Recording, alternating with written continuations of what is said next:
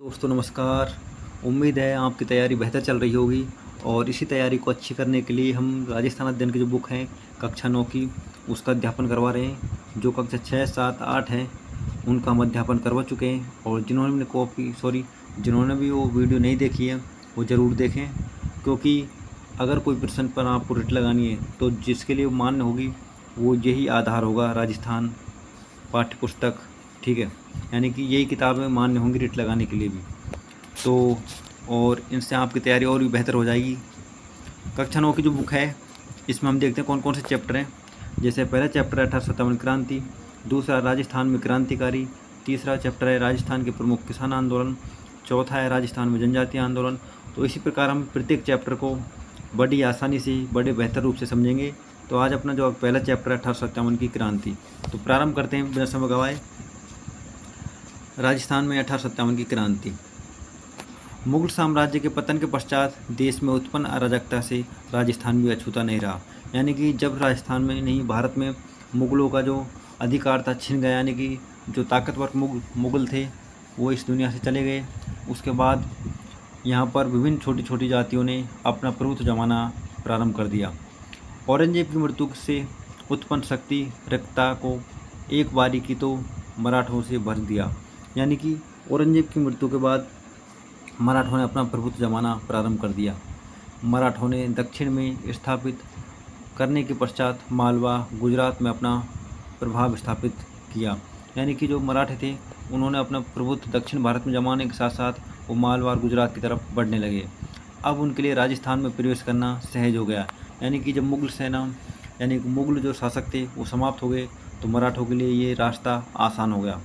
मई 1711 में पहली बार मराठों ने मंदसौर यानी मध्य प्रदेश के निकट मेवाड़ी क्षेत्र से धन एकत्रित किया। यानी कि मराठों ने सबसे पहले राजस्थान की जो सीमा है उससे धन एकत्रित करना प्रारंभ किया। इस घटना से चिंतित उदयपुर के महाराजा संग्राम सिंह ने पहले जयपुर के शासक जयसिंह और बाद में मुगल बादशाह मोहम्मद शाह से मराठा समस्या के बारे में विचार विमर्श किया।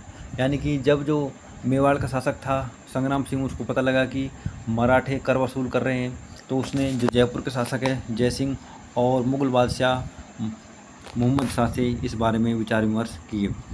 1724 के बाद राजस्थान में मराठा आक्रमण में तेज़ी से आई। यानी कि जो धीरे धीरे मराठे अपने प्रभुत्व को बढ़ाते लगे और जब 1724 में मराठों ने ये राजस्थान क्षेत्रों में आक्रमण करना या कर लेना ज़्यादा संख्या में प्रारंभ कर दिया। इसी बीच अप्रैल 1734 में बूंदी के पदच्युत शासक बुद्ध सिंह ने मराठा सहायता प्राप्त कर दलेल सिंह को गद्दी से हटा दिया। यानी कि 1734 में जो बूंदी के शासक थे कौन, बुद्ध सिंह ने मराठों की सहायता से क्या किया, जो दलेल सिंह थे उसको गद्दी से हटा दिया गया। अब जो दलेल सिंह की गद्दी से हटाने की वजह क्या थी कि इसके पीछे एक कहानी थी, बूंदी का उत्तराधिकारी युद्ध। यानी कि थोड़ा समझ लेते हैं, जो बूंदी राज्य है उसके जो शासक कौन थे, बुद्ध सिंह, ठीक है। और जयपुर राज्य के शासक थे कौन, सवाई जयसिंह। जो सवाई जयसिंह की बहन थी अमर कुंवरी, कौन, अमर कुंवरी, ठीक है। तो उसकी शादी हुई थी बुद्ध सिंह जी के साथ, लेकिन बुद्ध सिंह जी और जो अमर कुंवरी है उसके कोई संतान पैदा नहीं हुई, ठीक है। उसके बाद बुद्ध सिंह जी ने जो सालिम सिंह जागीरदार थे उसके पुत्र एक दलेल सिंह था उसको गोद ले लिया। अब गोद ले लिया तो उसको शासक बना दिया किसने, बुद्ध सिंह जी ने, ठीक है, दोनों की राज्य से। लेकिन क्या हुआ, बाद में अमर कुंवरी जी के क्या हुआ, पुत्र हुआ, ठीक है, जिसका नाम था उम्मेद सिंह। और बुद्ध सिंह और जो अमर कुंवरी है वह दोबारा से अपने पुत्र उम्मेद सिंह को क्या शासक बनाना चाहते थे, तो इसलिए और दलेल सिंह को क्या हटाना चाहते थे पद से। तो इसके लिए उन्होंने मराठों की सहायता ली, किसको हटाने के लिए, दलेल सिंह को हटाने के लिए। तो ये थोड़ी सी कहानी सी थी, ठीक है। इससे आपके कई जो डाउट क्लियर हो गए होंगे। राजस्थान के किसी शासक द्वारा आंतरिक संघर्ष में मराठों को आमंत्रित करने का यह प्रथम अवसर था। यानी कि राजस्थान में जो मराठों को आमंत्रित करने का पहला प्रयास था यह बुद्ध सिंह के पत्नी और बुद्ध सिंह जी का था, ठीक है, यानी कि बूंदी रियासत का, ठीक है। बाद में तो राजस्थान में मराठों का हस्तक्षेप बढ़ता गया और जब मराठों को पता लगा कि यहाँ के राजा आपस में लड़ने के लिए तैयार हैं तो उन्होंने इसका फ़ायदा उठाया। 1735 में मालवा पर अधिकार करने के बाद मराठों को राजस्थान पर आक्रमण करने के लिए आसान मार्ग मिल गया। यानी कि 1735 में मराठों ने जब मालवा पर अधिकार कर लिया और धीरे धीरे वो राजस्थान के राजाओं की जो कमी थी उसको पहचानने लगे, तो राजस्थान की तरफ बढ़ने लगे। राजस्थान में मराठे कोटा, मेवाड़, डूंगरपुर, बांसवाड़ा में घुसपैठ कर वहाँ से धन पाने के बाद कुछ समय तक संतुष्ट रहे। यानी कि प्रारंभ में जो मराठे थे वो कोटा, मेवाड़, डूंगरपुर, बांसवाड़ा सीमाओं तक ही थे और वहाँ से धन लूटे और वहाँ से चले गए। लेकिन शीघ्र ही वे राजाओं को ही नहीं वरन सेठ साहूकारों को भी लूटने लगे। लेकिन जब उनको पता लगा कि राजस्थान के लोगों के पास धन दौलत की कमी नहीं है, तो वो धीरे धीरे और राजाओं के साथ साथ सेठ और साहूकारों को भी लूटने लगे। उन्होंने राजस्थान में नरेशों के अतिरिक्त मामलों में हस्तक्षेप करना प्रारंभ कर दिया। यानी कि उन्होंने जो राजा हैं राजस्थान के, उनके मामलों में हस्तक्षेप करना प्रारंभ कर दिया। बूंदी, जोधपुर, जयपुर रियासतों में उनका प्रवेश इसी बहाने हुआ और विभिन्न विभिन्न रियासतों में उनका प्रवेश धीरे धीरे होने लगा। नादिर शाह के आक्रमण के समय भी मराठों ने हिंदू धर्म के नाम पर राजस्थान के राजाओं को संगठित करने का प्रयास किया। यानी कि जब जो नादिर शाह था उसने आक्रमण किया, तो मराठों ने हिंदू राजाओं के साथ मिलकर उनका विरोध करने का बहाना ढूंढा। लेकिन मुगल दरबार में दलबंदी के कारण राजपूत शासक भी परस्पर लड़ते रहे। इस प्रकार केंद्र में उत्पन्न शून्यता की पूर्ति के लिए मराठा राजस्थान में आने लगे। शाहू ने पेशवा बाजीराव को राजस्थान में चौथ सरदेश मुखी प्राप्त करने का आदेश दिया। जो शाहू थे मुगल बादशाह, उसने क्या किया कि राजस्थान में बाजीराव को चौथ और सरदेश मुखी कर प्राप्त करने का मौका दे दिया। ठीक है। सन 1732 में सवाई जयसिंह मालवा का सूबेदार बना। कब? सन 1732 में जो जयसिंह था, सवाई जयसिंह मालवा का सूबेदार बना। उसे मराठों ने घेर लिया। जयसिंह ने पराजय स्वीकार कर ली और 28 परगने मराठों को देने पड़े। यानी कि जब जयसिंह कहाँ का शासक बना? मालवा का। तो उसको क्या मराठों ने घेर लिया और उसको 28 परगने देने पड़े। 1761 से 1791 में राजस्थान में राजपूत शासकों की कमज़ोर स्थिति के कारण विभिन्न राज्यों पर मराठों का प्रभुत्व हो गया और राजस्थान की विभिन्न रियासतें धीरे धीरे कमज़ोर होने लगी, तो मराठों ने उस पर कब्जा कर लिया। ठीक है।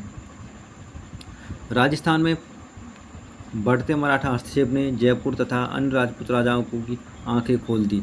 यानी कि जैसे ही मराठों का प्रभुत्व प्रत्येक रियासत में बढ़ने लगा, तो राज्य के अन्य राजाओं ने भी सोचा कि यह मराठों का प्रभुत्व हमारे लिए हानिकारक साबित हो सकता है। तो मराठों से मुक्ति पाने के लिए धन का सहारा लिया गया, पर जब धन लेने के बाद भी मराठों ने मालवा खाली नहीं किया, तो पुनः संगठित प्रयास किए जाने लगे। यानी कि राजस्थान के शासकों ने मराठों के लिए धन दौलत खूब दी थी, लेकिन क्या उन्होंने तब भी राजस्थान में आना नहीं छोड़ा। ठीक है।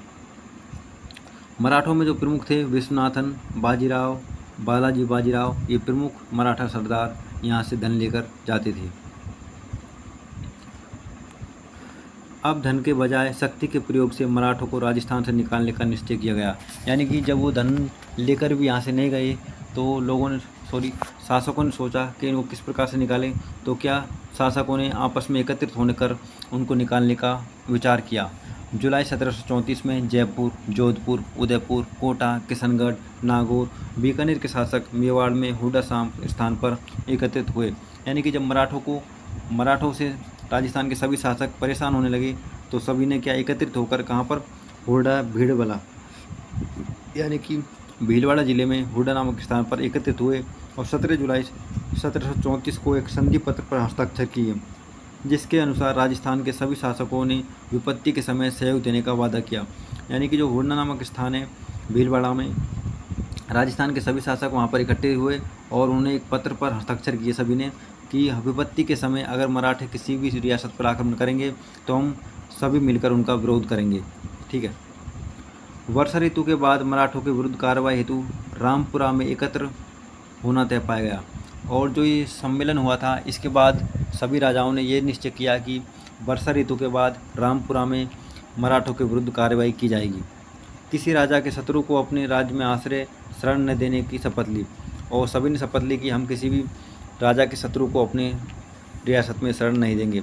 परंतु इसी सम्मेलन के वांछित परिणाम निकले, क्योंकि रियासत शासकों में आपसी द्वेष था। लेकिन कुछ राजा अंदर से इस सम्मेलन को मानने के लिए बाध्य नहीं थे। ठीक है। प्रतिभा संपन्न और क्रियाशील नेतृत्व का अभाव था और जो रियासत के राजा थे वो आपस में द्वेष भाव रखते थे, जिसके कारण इस सम्मेलन का कोई फायदा नहीं निकला। रियासतों की स्वार्थी नीतियाँ कार्य संभवतः सम्मेलन की असफलताओं के लिए उत्तरदायी थी। 1735 में मुगल सम्राट और राजपूत शासकों की सेनाओं ने मराठों को खदेड़ने का पुनः असफल प्रयास किया। उसके बाद 1735 में मुगल सम्राट और राजपूतों के कुछ शासकों ने मराठों को निकालने का असफल प्रयास किया, यानी कि उनको निकालने के लिए सफल नहीं हो पाए। पेशवा अक्टूबर 1735 में उत्तर भारत की यात्रा पर निकला। उसने महाराजा जगत सिंह का आतिथ्य स्वीकार किया और उपहार तथा चौथ का समझौता हुआ। यानी कि जब पेशवा 1735 में उत्तर भारत की ओर निकला तो उसका सामना किससे हुआ? महाराजा जगत सिंह से, और उन दोनों के मध्य में चौथ का समझौता हुआ, यानी कि चौथ कर का समझौता हुआ। फिर वह जयपुर आया। जयसिंह ने मराठे और मुगल सम्राटों में समझौता करवाना चाहा, पर वह असफल रहा। और जयपुर के शासक थे कछुआ जयसिंह, उसने क्या मराठे और मुगलों के साथ में आपस में संबंध बैठाने की कोशिश की, लेकिन दोनों में नहीं बैठा। पेशवा की राजस्थान यात्रा का परिणाम यह निकला कि मुगलों के साथ साथ राजपूत मराठों के भी करदाता बन गए। यानी कि पेशवा क्या धीरे धीरे मराठों को भी जो पेशवा थे मराठे, वो जयपुर के शासकों को भी अपने हिस्सों में लेने लगे, यानी कि उन पर भी अपना कर्जा निकालने लगे। 1738 में मुगल सम्राट की ओर से निजाम को बिना युद्ध किए ही दुरासराय की अपमानजनक संधि करनी पड़ी। यानी कि मुगल सम्राट था, उसको बिना युद्ध के ही दुरासराय की संधि करनी पड़ी। किससे? मराठों से, जिसके अनुसार मराठों को मालवा की सूबेदारी और 50 लाख रुपए प्राप्त हुए। यानी कि मराठों ने मुगल सरदार से जोर ज़बरदस्ती क्या दुरासराय की संधि की और मालवा को अपने कब्जे में कर लिया तथा 50 लाख रुपए मुगल सम्राट से लिए। 1742 में मराठों ने मारवाड़ के प्रतिष्ठित होकर सोजत, रायपुर, जैतारण परगनों में चौथ वसूलना प्रारंभ कर दिया। यानी कि मराठों ने बिना किसी राजा की अनुमति के अपनी जोर ज़बरदस्ती से ही मराठा ने क्या किया तो मारवाड़ रियासत से कर वसूलना प्रारंभ कर दिया। 1787 में राजपूतों ने संगठित होकर तुंगा नामक स्थान पर मराठों को परास्त किया, और उसके बाद जो जयपुर के शासक तथा मराठों ने क्या किया, तुंगा नामक जो जयपुर में स्थान है उस पर 1787 में मराठों को बहुत ही अच्छी तरह धोया। धोने का मतलब क्या है? युद्ध में हराया। 1791 के बाद मराठा शक्ति क्षीण होने लगी और मराठों को क्या राजस्थान से निकालने के लिए यह युद्ध बहुत ही कारगर सिद्ध हुआ। इस समय दक्षिण भारत में अंग्रेजों ने अपने पैर जमा लिए थे, वे राजस्थान में घुसने का प्रयास कर रहे थे। और जब मराठों की शक्ति अपने चरम पर चढ़ रही थी तो उसी समय अंग्रेजों ने भी क्या अपनी शक्ति को बढ़ाने का प्रयास किया और वो राजस्थान की तरफ अपने कदम बढ़ाने लगे थे। कौन? अंग्रेज। राजस्थान के राज्यों में उत्तराधिकारी के संघर्ष और सामंत प्रतिस्पर्धा के कारण उनकी राजनीतिक स्थिति कमज़ोर हो गई। यानी कि राजस्थान के जो शासक थे वो आपस में लड़ने लगे। क्यों? अपने राज्य को विस्तार करने के लिए, और इसका फ़ायदा उठाया अंग्रेज़ों ने। ठीक है। 1791 में अंबाजी इंगले ने मेवाड़ के महाराणा को सहयोग दिया। जो 1791 में किसने? अंबाजी इंगले ने मेवाड़ के महाराणा को सहायता दी। फलस्वरूप डूंगरपुर, बांसवाड़ा, प्रतापगढ़ आदि क्षेत्रों पर मेवाड़ के महाराणा का अधिकार हो गया। और जो इंग्लेजी थे उसके सहयोग से जो मेवाड़ के महाराणा थे उनको क्या डूंगरपुर, बांसवाड़ा, प्रतापगढ़ आदि परगनों पर अधिकार करने का मौका मिला। परंतु रियासती घरानों के आपसी वैमनस्य के कारण अंबाजी इंगले पूर्ण सफलता नहीं पा सके। लेकिन कुछ रियासतें आपस में टकराई हुई थी, तो इसका कारण जो इंग्लेजी है उसको इस कार्य में पूर्ण सफलता नहीं मिली। 1795 में मेवाड़ पर चुंडावतों का अधिकार हो गया। और कब? 1795 में मेवाड़ पर चुंडावतों ने अधिकार कर लिया। अतः उनका अन्य शासकीय समूह के साथ संघर्ष शुरू हो गया। 1802 में अमीर खां पिंडारी ने नाथद्वारा पर अधिकार कर लिया। और इस समय एक अमीर खां पिंडारी था, उसने क्या किया? 1802 में नाथद्वारा पर अधिकार करके अपना राज्य स्थापित कर दिया। भीम सिंह रियासती परगनों के आपसी वैमनस्य के नियंत्रण नहीं कर सके। जो मेवाड़ के शासक भीम सिंह थे वो अपनी रियासतों को भी अपनी रियासत में हो रही लड़ाई को भी शांत करने में असफल रहे। 1803 में मेवाड़ के शासक ने जयपुर नरेश के माध्यम से अंग्रेजों से संधि करने का प्रयास किया। और अंत में क्या, जो मेवाड़ के शासक थे उसने कब? 1803 में अंग्रेजों के साथ संधि करने का प्रयास किया, पर वह असफल रहे। 1793 से 1813 के मध्य जोधपुर की अव्यवस्था का मुख्य कारण सामंती प्रतिस्पर्धा, संकीर्णता, उत्तराधिकारी का संघर्ष, दोनों पक्षों में भाडोल सैनिकों का ऊंची धनराशि देकर अपनी ओर मिलाने का प्रयास, परमाणुतः राज्य आर्थिक संकट में घिर गया। यानी कि मेवाड़ में भी क्या आपसी राजाओं की रियासतें थी, तो रियासतें भी क्या आपस में स्वयं को श्रेष्ठ मानने के लिए आपस में ही प्रतिस्पर्धा करने लगी, जिससे क्या मेवाड़ में आर्थिक संकट पैदा हो गया, संकट। ठीक है। राजस्थान के शासकों ने मराठों के बढ़ते आतंक से मुक्ति पाने के लिए मराठों के शत्रु अंग्रेजों से मित्रता करने का प्रयास शुरू कर दिया। और राजस्थान के जो शासक थे उन्होंने क्या1700 को यहाँ से भगाने के लिए अंग्रेजों के साथ मित्रता करने का प्रयास किया। सर्वप्रथम जयपुर के महाराजा पृथ्वी सिंह ने 1776 में अपने एक प्रतिनिधि को गवर्नर जनरल के पास भेजा। अंग्रेजों ने मंत्री की इच्छा प्रकट की, यानी कि जो पृथ्वीराज थे जयपुर के, उन्होंने अंग्रेजों के पास अपने एक मंत्री को भेजा और उनके साथ संधि करने का प्रस्ताव रखा। लेकिन अंग्रेजों ने क्या उनकी प्रस्ताव को मानने के लिए सकारात्मक परिणाम दिए। जोधपुर राज्य में भी ऐसा ही प्रयास हुआ और लेकिन वह सफल नहीं हुआ। 1803 में अपनी नीति के परिवर्तन पर अंग्रेजों की राजपूत राज्यों से संधि करने की इच्छुक हो गए और 1803 में अंग्रेज क्या अपनी संधि करने के लिए तैयार हो गए। नवंबर 1803 में अंग्रेज सेनापति लॉर्ड लेक ने राजस्थान के उत्तरी पूर्वी सीमा पर स्थित लासवाड़ी के रण क्षेत्र में सिंधिया को निर्णायक रूप से परास्त किया। और जो अंग्रेज लॉर्ड लेक था उसने क्या मराठा सरदार सिंधिया को लासवाड़ी युद्ध में पराजित किया। मराठों के इस पराजय से राजपूत शासकों के लिए मराठों की अधीनता से मुक्ति का स्वर्ण अवसर प्रदान हुआ। और जब राजस्थान के जो राजा थे उन्होंने देखा कि मराठों को अंग्रेज ही हरा सकते हैं, तो उनमें एक उम्मीद की किरण जागी, यानी कि उन्होंने क्या स्वर्ण अवसर समझा अंग्रेजों को अपने साथ मिला हुआ देख के। 1803 की संधि शर्तों में तय किया गया कि दोनों एक दूसरे के प्रति मैत्रीपूर्ण व्यवहार करेंगे। यानी कि अंग्रेजों ने क्या संधि की कि दोनों, चाहे अंग्रेज किसी भी पक्ष में हो, यानी कि मुगल हो या राजपूत, तो दोनों के साथ मैत्रीपूर्ण संबंध रखेंगे। कंपनी राज्यों के खिलाफ खिराज नहीं लेगी और कंपनी राज्यों से क्या नहीं लेगी, खिराज। आंतरिक मामलों में भी हस्तक्षेप नहीं करेगी। कंपनी ने संधि इस प्रकार से की कि वो जो राजस्थान के राजा हैं उनके आंतरिक मामले उसमें हस्तक्षेप नहीं करेगी, उनसे खिराज नहीं लेगी, लेकिन इन राज्यों की सुरक्षा का दायित्व कंपनी पर होगा। अन्य राज्यों से विवाद कंपनी की सहायता से सुलझाए जाएंगे। अगर राजस्थान के किसी राजा का विवाद किसी अन्य राजा से हो जाता है तो उसमें कंपनी के शासक हैं, यानी कि अधिकारी हैं, वो इसको सुलझाएंगे। ठीक है। अलवर, भरतपुर, जोधपुर, जयपुर आदि संधि पर हस्ताक्षर किए। 1811 में सेंटन के स्थान पर चार्ल्स मेटकॉफ दिल्ली का रेजिडेंट बना। कब? 1811 में जो सेंटन थे उसको पद से दूसरी जगह भेज दिया गया और चार्ल्स मेटकॉफ दिल्ली का रेजिडेंट बना। उसने गवर्नर जनरल लॉर्ड मिंटो को सुझाव दिया कि मराठों, अमीर खां और पिंडारियों की विध्वंसकारी कार्रवाइयों को समाप्त करने के लिए ब्रिटिश संरक्षण में राजपूत राज्यों का एक संघ बना लिया जाए। यानी कि जो दिल्ली में रेजिमेंट में कौन थे, लॉर्ड मिंटो, उनको बुलाया और उनके साथ प्रस्ताव पर इस प्रकार से बातें की कि हमें किसको, मराठों और पिंडारियों को राजस्थान से निकालना है तथा राजपूतों को अपने साथ मिलाने की कोशिश करनी है। तत्कालीन गवर्नर लॉर्ड हेस्टिंग्स सभी विरोधियों का दमन करके भारत में कंपनी की सर्वोच्च सत्ता स्थापित करना चाहता था। और उस समय जो तत्कालीन गवर्नर जनरल थे कौन, लॉर्ड हेस्टिंग्स, वे सभी विरोधियों को दमन करके राजस्थान में अंग्रेजों की सत्ता प्राप्त करना चाहते थे। किंतु तभी संभव था कि जब होलकर और सिंधिया को उनके राज्यों में सीमित कर दिया जाए। यानी कि अंग्रेजों के लिए तभी आसान था जब मराठों को वो पूरी तरह से पराजित कर देंगे। पिंडारियों की शक्ति का दमन किया जाए, इसके लिए राजपूत राज्यों को संरक्षण देना अंग्रेजों के लिए अनिवार्य था, क्योंकि वे राज्य भी सिंधिया, होलकर और पिंडारियों के प्रभाव में थे। और अंग्रेजों को इस प्रकार से मौका मिला कि इनका जो मराठों का प्रभुत्व है वो राजस्थान में भी था, तो वो राजस्थान में इसको पहले समाप्त करने लगे।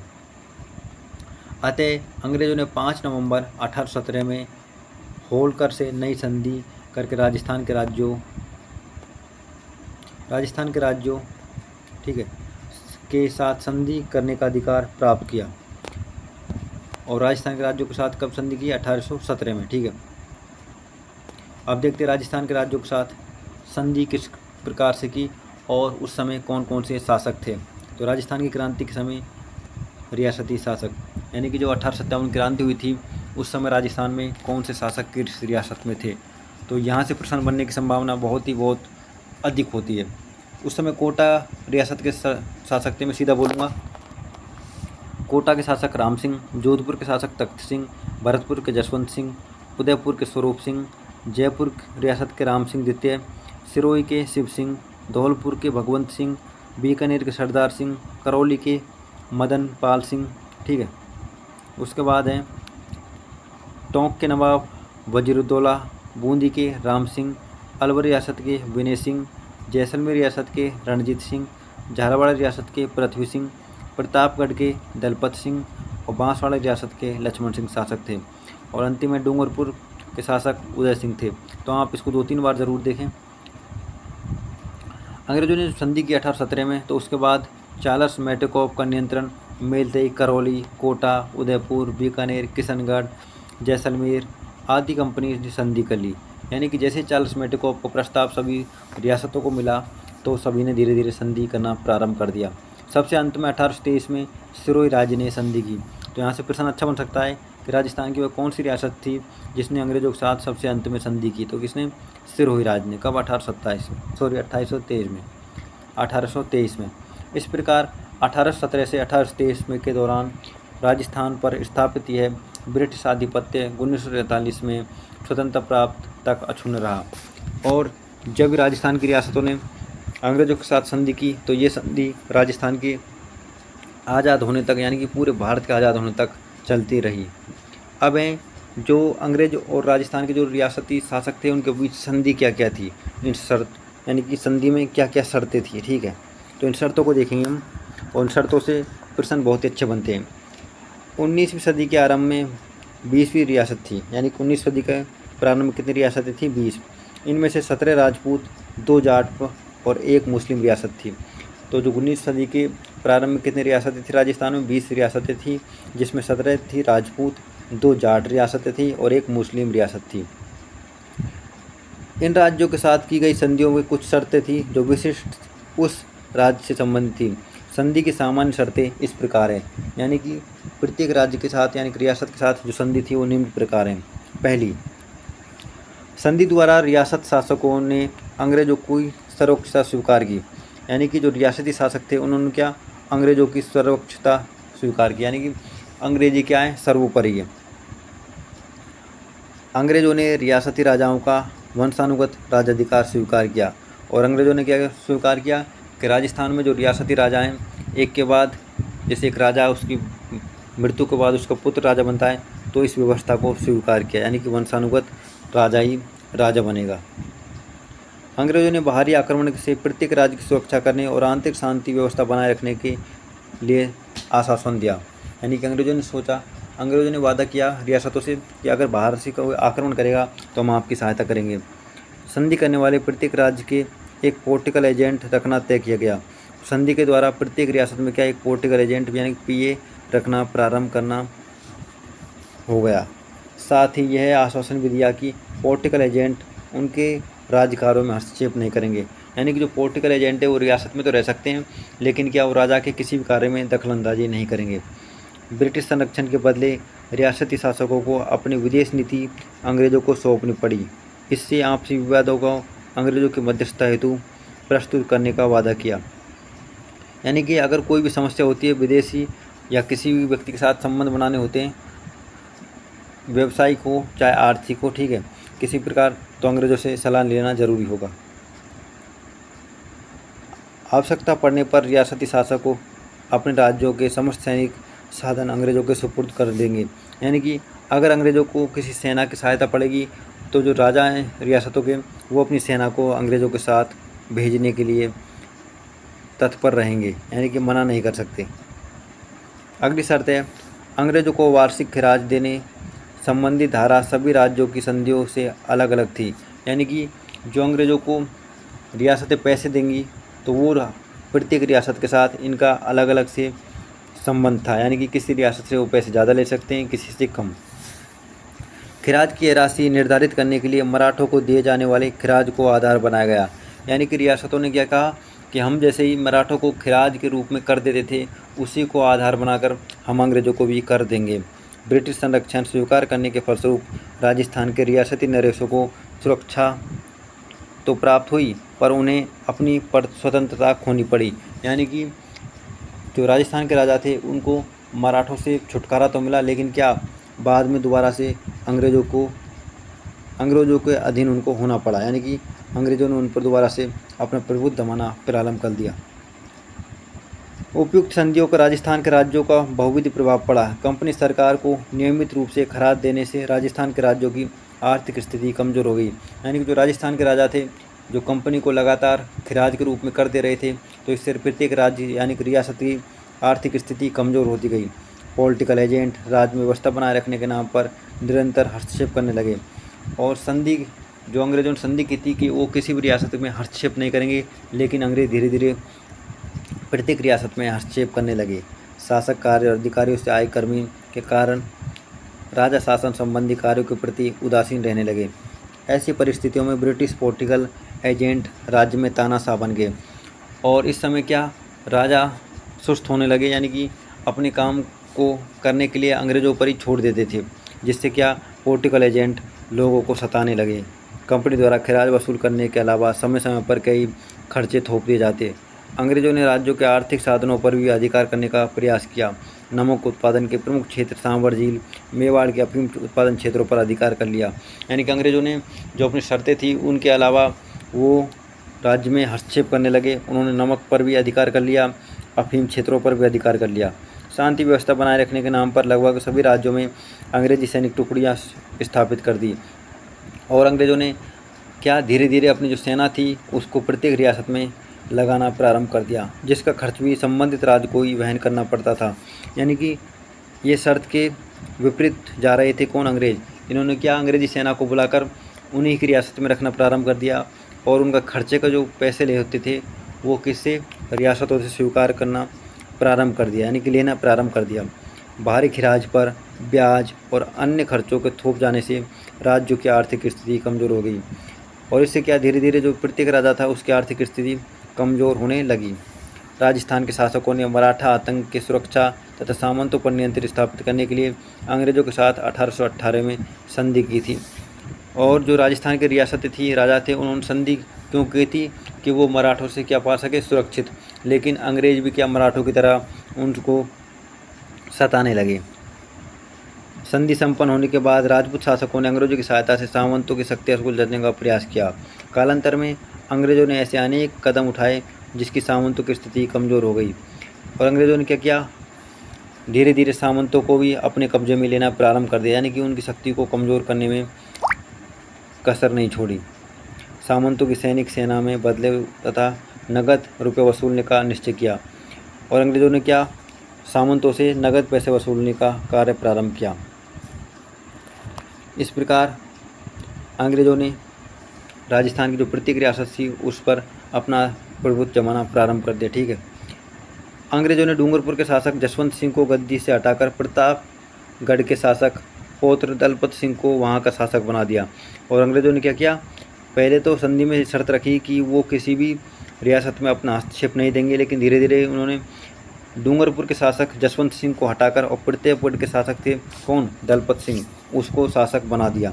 इससे वहाँ की जनता में ब्रिटिश सरकार के प्रति घृणा उत्पन्न हो गई, और जब वहाँ की जनता ने देखा कि अंग्रेज़ हमारी रियासतों में हस्तक्षेप कर रहे हैं, तो इससे क्या वहाँ की जनता ने अंग्रेज़ों का विरोध किया। इसी कारण जब अंग्रेज़ों ने जयपुर की राजमाता भट्टानी को अधिकारच्युत करने का प्रयास किया तो वहाँ के लोगों ने क्रुद्ध होकर कप्तान ब्लैक की हत्या कर दी। यानी कि जब अंग्रेज़ों ने क्या जयपुर रियासत में राजमाता भट्टानी को अपने पद से हटाने यानी कि अधिकार से हटाने का निश्चय किया, तो वहाँ के लोगों ने जो अंग्रेज़ अधिकारी था कौन? कैप्टन ब्लैक, उसकी हत्या कर दी। कोटा में अंग्रेज़ों ने तत्कालीन महाराव किशोर सिंह के विरुद्ध रियासत के फौजदार जालिम सिंह के दावों का समर्थन किया, और कोटा में क्या अंग्रेज़ों ने जो किशोर सिंह जी हैं उनको हटाने का भी प्रयास किया। अलवर भरतपुर रियासतों में अंग्रेज़ों ने यहाँ अवैध राजकुमारों को गद्दी पर बैठा दिया, क्योंकि शासक के अवैध होने की स्थिति में अंग्रेज़ों को राज्य में प्रशासन पर अधिकार स्थापित करने का अवसर मिला। और अंग्रेज़ों ने क्या किया, जो राजस्थान में अलवर है, भरतपुर है, यहाँ की गद्दी पर किसको, अवयस्क यानी कि राजा जो छोटे थे उम्र में, उनको गद्दी पर बैठा दिया, जिससे क्या अंग्रेज़ों को शासन चलाने का मौका मिल सके। जोधपुर के महाराजा मान सिंह भी ब्रिटिश सरकार के घोर विरोधी थे, और जो जोधपुर के महाराजा मान सिंह थे वो भी क्या अंग्रेज़ों से घृणा करने लगे। उनके प्रयत्नों से भी अन्य रियासतों में भी ब्रिटिश सत्ता के विरुद्ध असंतोष पनपने लगा, और धीरे धीरे प्रत्येक रियासत अंग्रेज़ों का भी विरोध करने लगी। राजस्थान में क्रांति के समय ब्रिटिश पॉलिटिकल एजेंट, यानी कि जब क्रांति हुई थी तो उस समय जो प्रत्येक रियासत में अंग्रेज़ों ने एक पीए यानी कि पॉलिटिकल एजेंट नियुक्त किए थे, तो कौन कौन थे।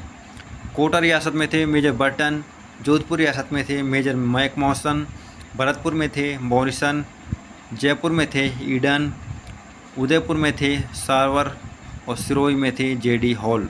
तो ये प्रमुख पॉलिटिकल एजेंट थे जो क्रांति के समय प्रत्येक रियासत में तैनात थे। ये मुख्य पॉलिटिकल एजेंट थे, ठीक है। आगे है राजनीतिक आधिपत्य स्थापित करने के पश्चात अंग्रेज सरकार ब्रिटिश भारत की भांति राजस्थान पर भी सांस्कृतिक विजय प्राप्त करने को उत्सुक हो उठी। यानी कि अंग्रेज सरकार ने जिस प्रकार से भारत के प्रत्येक हिस्से पर कब्जा करना चाहा, उसी प्रकार वो राजस्थान पर भी कब्जा करना चाहती थी। ब्रिटिश सरकार ने सामाजिक सुधार के लिए प्रचलित परंपराओं, रीति रिवाजों, कुरीतियों को समाप्त करने के लिए विशेष कदम उठाए, और जो ब्रिटिश सरकार है उसने राजस्थान की जो परंपराएं, रीति रिवाज है, उनको कुचलने के लिए विभिन्न कदम उठाए तथा ईसाई धर्म को बढ़ावा देने का कार्य किया। इन कुरीतियों में कन्यावध तथा और राजस्थान में जो कुरीतियाँ प्रचलित थी और उनको समाप्त करने का भी कार्य किया। यानी कि अंग्रेज़ों ने कुछ कार्य अच्छे भी किए तो कुछ खराब भी किए, ठीक है। तो उन्होंने कुरीतियों को समाप्त करने के कई प्रयास किए, जैसे कन्यावध, दास प्रथा, ठीक है, सती प्रथा। इस दिशा में उठाए गए कदमों से जनता अब यह समझने लगी कि अंग्रेज राजस्थान के सामाजिक ढांचे को विघटित करना चाहते हैं, और जब अंग्रेज इस प्रकार की कुरीतियों को समाप्त करने के प्रति अग्रसर हुए तो भारतीय लोगों ने यानी